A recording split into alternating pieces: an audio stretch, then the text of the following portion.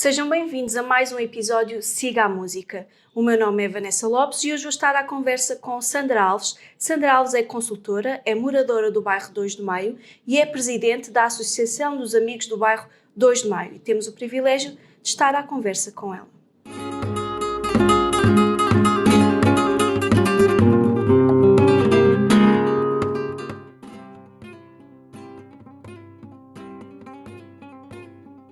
Sandra Alves, bem-vinda. Obrigada por ter aceito também este nosso convite. E ninguém melhor para nos apresentar quem é Sandra Alves do que a mesma. Obrigada pelo convite do Siga a Música. É um prazer estar contigo, Vanessa. Eu já te seguia noutros canais e acho muito interessante uma mulher de etnia cigana transparecer para o mundo todas as possibilidades que as mulheres têm em geral. E parabéns por isso. Obrigada. Portanto, é um gosto estar aqui. Falar aqui da associação é falar de um grupo de amigos cabeçudos, cheios de ideias e com muita vontade de pôr em prática, que se uniram para criar esta associação, por isso é que se chama Associação dos Amigos do Bairro 2 de Maio. Trabalhamos todos aqui de boa vontade, quer dizer, todos nós temos nos nossos trabalhos e do nosso tempo livre, digamos assim, abdicamos do nosso tempo livre para fazer uma coisa que nos dá imenso prazer, que é trabalhar nesta associação todos os dias com jovens, crianças, idosos e as famílias. Quais é que são assim, os principais objetivos e a grande missão da associação? A grande missão da associação é trabalharmos a educação não formal. Foi com muito custo que começámos a transmitir aos pais a importância da educação, de ter estudos para poder fazer aqui uma subida no elevador social. E os pais começaram a entender que realmente era importante os filhos terem estudos, até porque nós também temos muitos meninos de etnia criança ciganas, e a venda já não é o que era, portanto perceber que, ok, os nossos filhos também têm que estudar e têm que ter outros caminhos e outros rumos, e isso é um problema que é transversal a todas as crianças do bairro, quer dizer, todos, devido também às fragilidades das próprias famílias, fraca escolaridade ou baixos níveis de escolaridade, rendimentos também baixos, portanto as pessoas não valorizavam tanto a educação.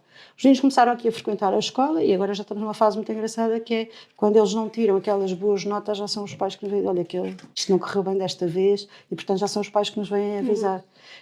E é com muito gosto que vemos que o modo que temos de ensinar de forma não formal, como teatro, desporto, ciências experimentais, nutrição, biologia, sei lá, experimentamos tanta coisa, fazemos tantas experiências, que acabamos por levá-los ao conhecimento através da educação não formal, que é muito mais atrativa do ponto de vista das crianças, porque lembro perfeitamente que no início tínhamos um miúdo que depois das férias foi pedida uma composição, como é sempre hábito nas escolas, e a criança disse que tinha feito uma visita incrível a um pingo doce que tinha aberto, que era muito grande, e portanto, porque era o horizonte dele.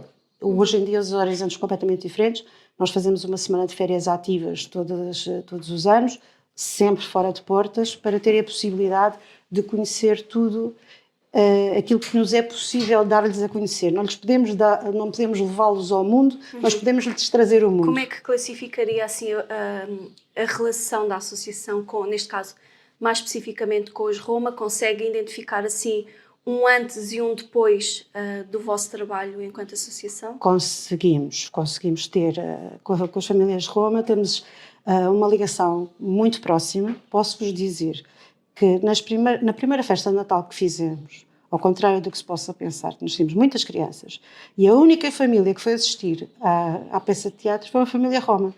E aquilo deu-nos também ali, disse, ok, afinal os pais estão interessados, portanto vamos lá continuar. E hoje temos uma relação muito próxima com todas as famílias. Os pais têm sempre muito receio de levar as crianças, quando nós levamos as crianças para fora, isso é perfeitamente natural e nós já sabemos e deixamos os contactos e passamos a vida a dizer está tudo bem, eu vou durante o dia, eu nunca os acompanho para fora, mas durante o dia vou postando fotografias que as monitoras nos vão trazendo, nos vão enviando para os pais poderem acompanhar que está tudo bem, os filhos estão bem.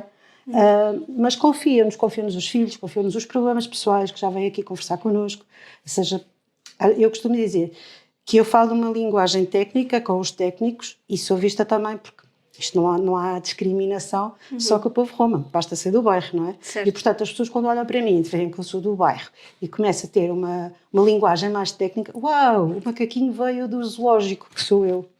E, portanto, quando eu comecei a ter um discurso técnico com os técnicos sobre as coisas do bairro e a falar, a traduzir para uma linguagem corrente aqui do bairro, as pessoas começaram a perceber o que é que estava a ser pedido pelos técnicos.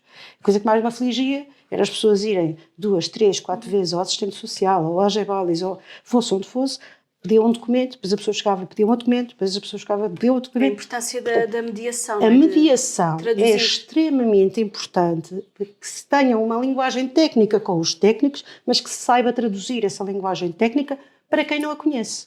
Já Isto parece os políticos, não é? Que falam.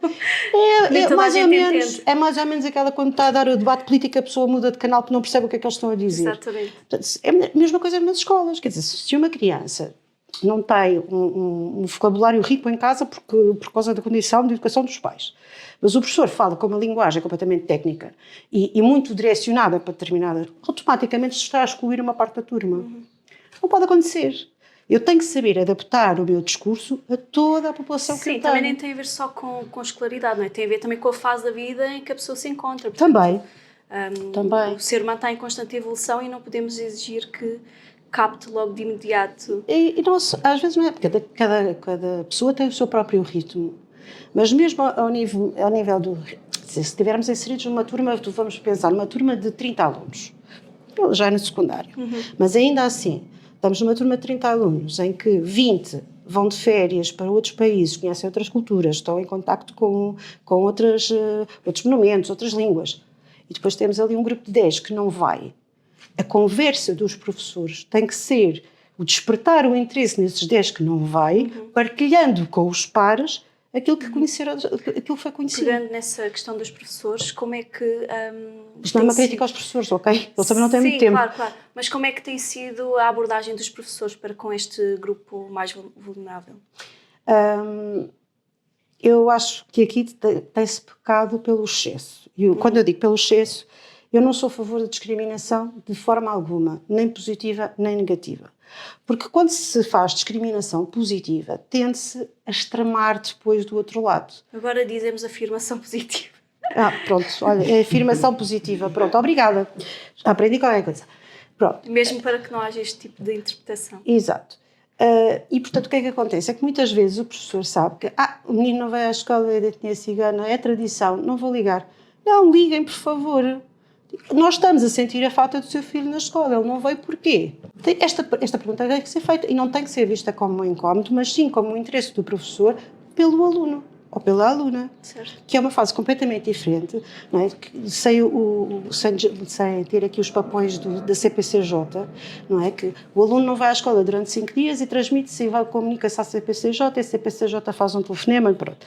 Não é essa a ideia. A ideia é que o professor sinta a falta do aluno, contacte a família para saber porque é que o aluno não está aí. E podemos pensar em que existe um grande trabalho de desconstrução daquilo que é cultural ou não, porque não estudar não é tradição cigana, e digo, sendo mulher cigana, portanto, não estudar não é tradição cigana, tem a ver com cultura de pobreza, portanto, e isto abrange qualquer pessoa que, por exemplo, viva num bairro social, porque o maior problema, não só da comunidade cigana, como das pessoas que estão em situações mais difíceis, é a guetização, não é? Portanto, a partir do momento em que se vive num ambiente que não é muito favorável, automaticamente, sejam ciganos ou não ciganos, vão ter o mesmo comportamento.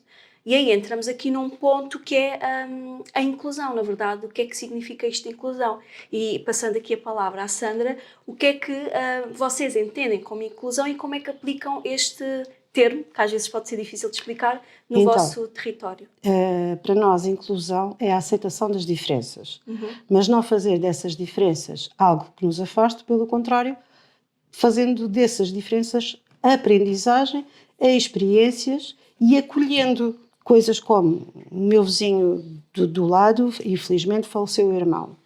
Esta semana tem estado a família toda ali, junto ao lote do meu vizinho, em silêncio.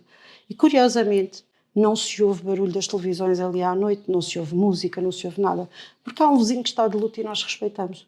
Nós, os que não são ciganos, portanto, respeitamos a tradição, porque é cultural. E nós também crescemos todos juntos, também que conhecemos. Também posso dizer que há uma aprendizagem das pessoas não ciganas aqui do bairro em tomar conta dos mais velhos. Raramente alguém aqui neste bairro coloca o pai ou a mãe num lar. Só o coloca se não tiver mesmo nenhuma hipótese. Porque também aprendemos com as pessoas ciganas de que os mais velhos são tão importantes para nós que nós temos a obrigação de cuidar deles. E eu posso dizer que tenho uma mãe doente oncológica com 78 anos e hoje estou a cuidar da minha mãe e jamais penso se querem colocá-la no lar. Portanto, há muita coisa que nós absorvemos da cultura cigana e vice-versa. Porque quando eu digo que os pais já vêm cá refilar, quando os meninos não tiram boas notas, também estou a falar de pais ciganos, ou que param o carro, por exemplo, que fazem TVDE e vêm parar o carro porque querem ver o ensaio das meninas que estão na dança e vêm espreitar. E elas ficam cheias de vergonha, mas o pai vai espreitar. Portanto, há aqui um cruzamento de que faz o nosso bairro ser diferente dos outros bairros. Eu conheço outros bairros também bem, mas realmente o nosso bairro é um bairro muito especial, em que, sendo cigano ou não cigano, somos todos vizinhos, tios, primos, conhecemos todos muito bem. Nós temos uma igreja católica de um lado, uma igreja evangélica do outro. E está tudo bem. Há uma procissão aqui no bairro, está tudo bem. Há missa na Campal com cantos e fica todo encantado porque está a ouvir os cânticos da igreja evangélica. Portanto, este nível de respeito constrói-se quando as pessoas crescem em simultâneo. Existe uma partilha, Existe não é? partilha. Aqui também costumam ter líderes e pessoas destacadas para poderem ligar-se à associação e fazer o trabalho. Por norma... Como é que funciona a dinâmica? Por norma, eu falo diretamente com as famílias, portanto, tenho esta confiança com as famílias. Não tem propriamente um mediador? Não, eu já disse. A Sandra já é daqui. Eu sou daqui, toda a gente me conhece desde criança e há uma confiança, as pessoas sabem que aquilo que me confiam fica guardado aqui e não sai daqui para lado nenhum. Já disse que qualquer dia vão correr atrás de mim, porque eu tenho as senhas de toda a gente das finanças e da Segurança Social. Mas porque as pessoas confiam e sabem quando tem algum problema, ligam para mim, tu não preciso regularizar a renda, como é que eu faço? Todo este trâmite, que por norma as pessoas às vezes dizem, mas pode ir à junta tratar. Claro que pode, e estão lá pessoas para receber, mas às vezes é vergonha. É porque aquele mês não correu bem, ou não houve qualquer coisa que saiu fora da norma. No fundo é uma união, para mim são família. Fácil, aqui no bairro é fácil, mas como é que é a relação depois com as instituições, portanto, instituições e comunidade cigana?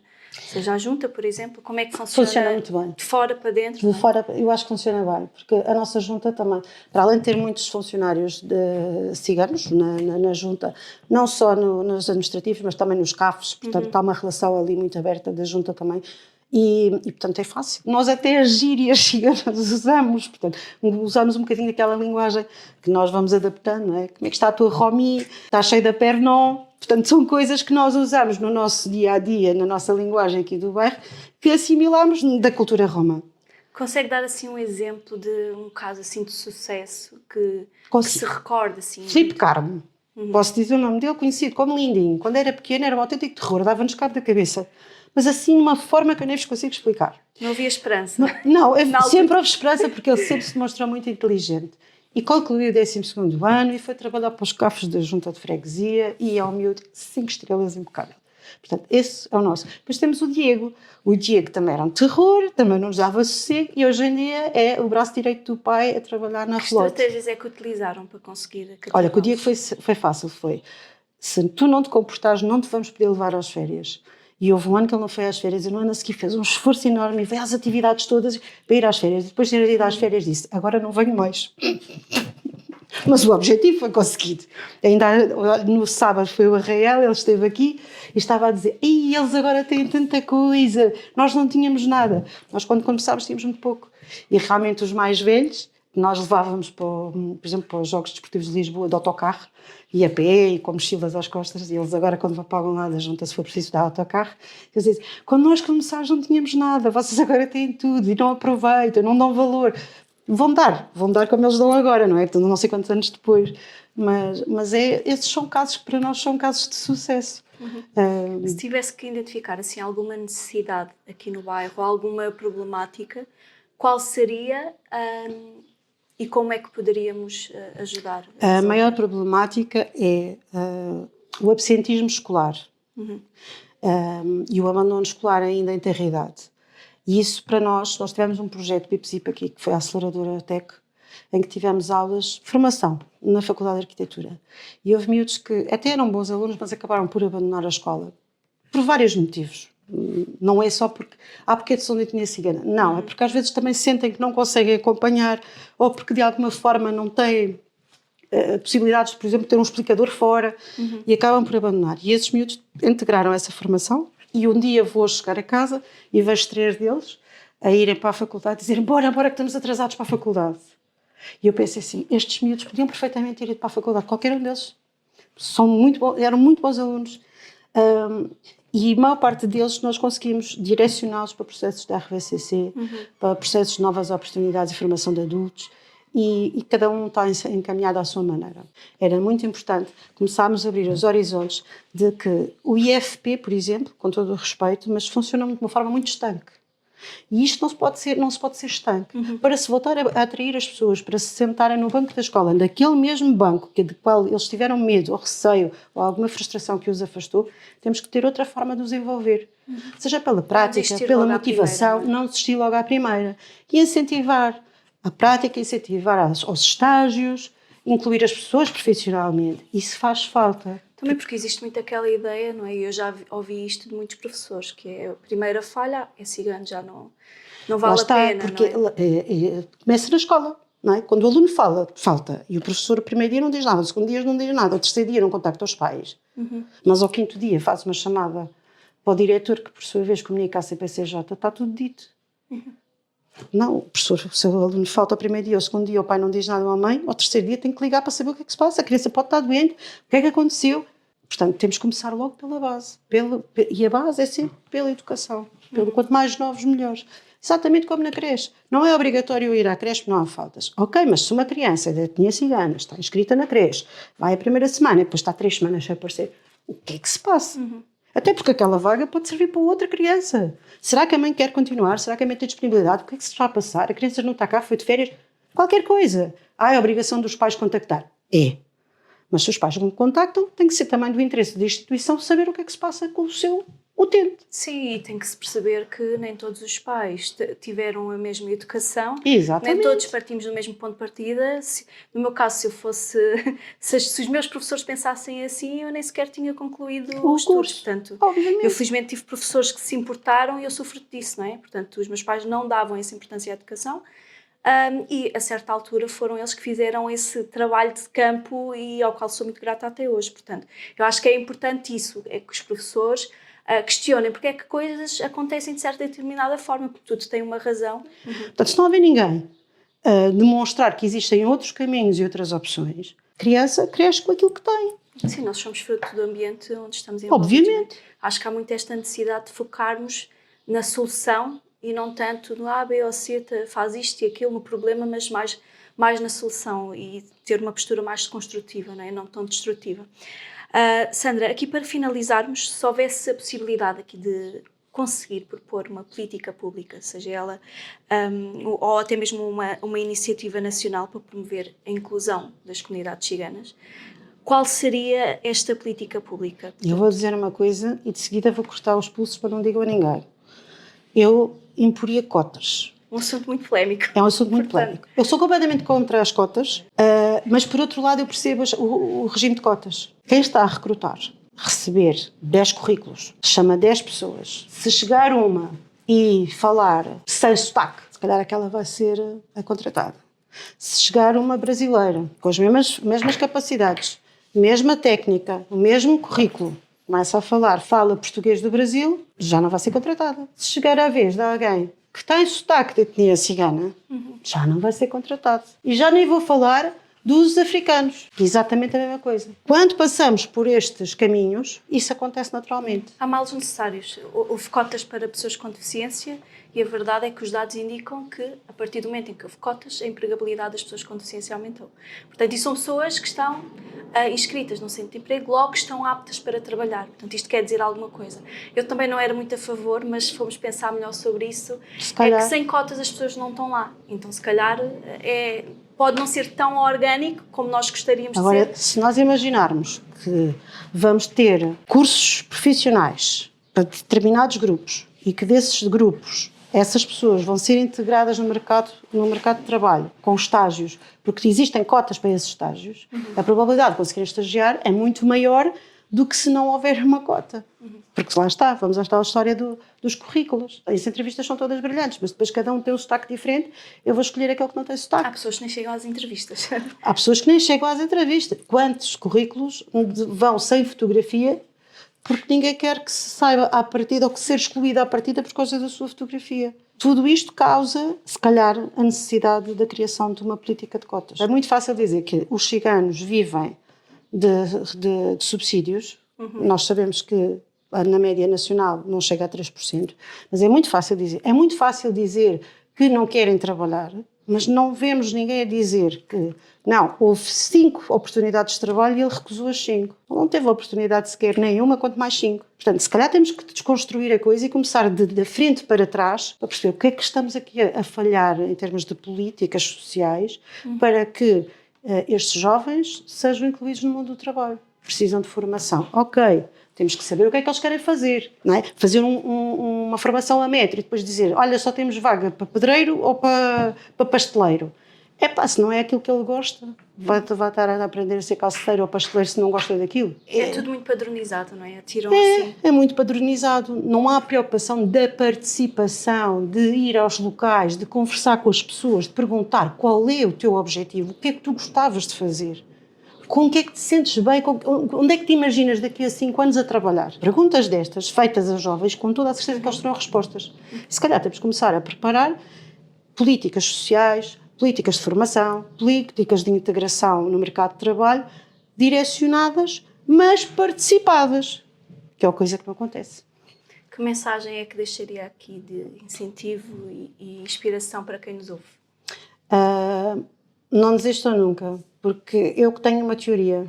Não é porque és cigano, não é porque és negro, não é porque... a discriminação faz porque és pobre. Porque angolanos vão para a Avenida 25 Avenida Liberdade gastar dinheiro em lojas caríssimas e ninguém lhes fecha a porta. Ciganos com poder económico vão para os centros comerciais comprar em grandes lojas e toda a gente lhes vende e até lhes estende o tapete vermelho. Portanto, a discriminação não tem a ver com a tua etnia ou com a tua cor. Tem a ver com a tua pobreza. Porque tenho um amigo que me disse uma vez, podes tirar os cursos que quiseres, mas lembra-te de uma coisa, tu és sempre do bairro. E a verdade é essa. E são poucas as vezes que eu me sinto assim, mas reconheço que de vez em quando ainda me sinto a miúda do bairro. E quem cresce sendo a miúda do bairro tem um desejo. Não é que deixem de olhar para mim como sendo do bairro, porque tenho maior orgulho em pertencer ao meu bairro, mas é que olhem para nós como pessoas com meritocracia. Porque nós partimos de menos 10 do que os outros que partiram do ponto zero. E nós, para chegarmos ali, tivemos que correr menos 10, a partir do ponto zero eles já iam a 10 e nós voltámos a correr, e para chegarmos lá ao fundo, para cruzar a meta, tivemos que correr muito mais que qualquer outro. E chegámos lá. É importante separar o que é cultura e o que é pobreza, não é? É isso mesmo. Obrigada, Sandra. Obrigada, Vanessa. Pela nossa entrevista. Foi muito bom conversar contigo. Obrigada. Obrigada a si que nos esteve a ouvir e vemo-nos no próximo podcast Siga a Música.